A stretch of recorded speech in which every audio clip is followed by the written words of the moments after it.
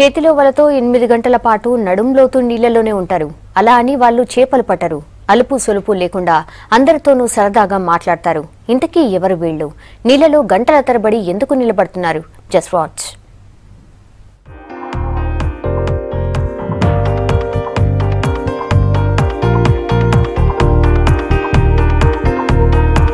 వీళ్ళంతా వర్కర్లు. విజయవాడ పుష్కర ఘాట్లలో డ్యూటీ చేస్తున్నారు. భక్తులు నీళ్లలో పడేసే పూజా సామాగ్రిని వలలతో పట్టి బయట పడేస్తుంటారు. నది కలుషితం కాకుండా అపురూపమైన సేవ చేస్తున్నారు.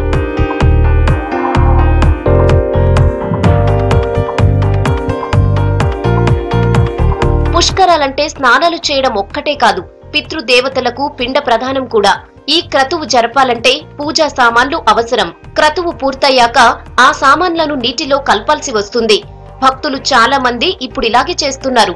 వాటితో పాటు పూలు, ప్లాస్టిక్ కవర్లు, ఇతర పదార్థాలు కూడా నదిలో పడేస్తుంటారు. ఇవన్నీ నీటిని కలుషితం చేస్తాయి. దీంతో రోగాలొచ్చే ప్రమాదం ఉంది. దీన్ని గమనించిన ఏపీ సర్కార్ ఈ వర్కర్లను అక్కడ ఉంచింది. ఒక్కో ఘాట్కు 240 మంది చొప్పున కార్మికులు నిత్యం ఘాట్లను క్లీన్ గా ఉంచే పనిలో ఉన్నారు. పొద్దున్నే 6 గంటలకు వస్తాం సార్. 6 గంటలకు వచ్చి 2 గంటలకు వెళ్ళిపోతాం. 2 గంటలకి మళ్ళీ 2 గంటల నుంచి రాత్రి 8 గంటల దాకా బాగానే ఉంది. ఏ ఇబ్బంది లేదు, బాగానే ఉంది. భోజనాలు గింజాలన్నా బాగానే ఉంది. మామూలుగా మేము నీటిలో చెత్త ఎత్తి డబ్బాలు వేస్తున్నామండి.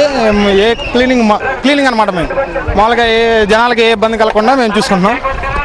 ఎవరికైనా చిన్నపిల్లలు మునిగినట్టుంటే మేము పైకి పంపించేస్తున్నాం. మా డ్యూటీ 8 గంటలు, షిఫ్ట్కి వచ్చి 8 గంటలు, షిఫ్ట్ వారీగా ఎక్కుతాం మేము డ్యూటీలు. నీటిలో నిలబడి ఉండి వ్యర్థాలను వలతో పట్టుకోవడం అంటే మాటలు కాదు. 8 గంటల పాటు వీళ్లకి డ్యూటీ. నీటిలోనే ఉంటూ చేతి వలలు, పెద్ద పెద్ద అల్యూమినియం బేసిన్లతో నీటిలో వ్యర్థాలను తొలగిస్తున్నారు. ఉదయం 6 గంటలకు నీళ్లలోకి దిగితే మధ్యాహ్నం 2 గంటల వరకు ఇలా వలలతో వేస్ట్ ను తీసేస్తారు. రెండో షిఫ్ట్ 2 నుంచి రాత్రి 8 గంటల వరకు. సామాను పూర్తిగా నీటిలో కలవక ముందే దీన్ని వలతో సేకరించి ప్రత్యేకించి ఏర్పాటు చేసిన బ్యాగుల్లో వేస్తున్నారు. 5కి 6 కల్లా వస్తున్నాం మేము. మళ్ళీ మధ్యాహ్నం 1 గంటగా లీపోతున్నాం మేము.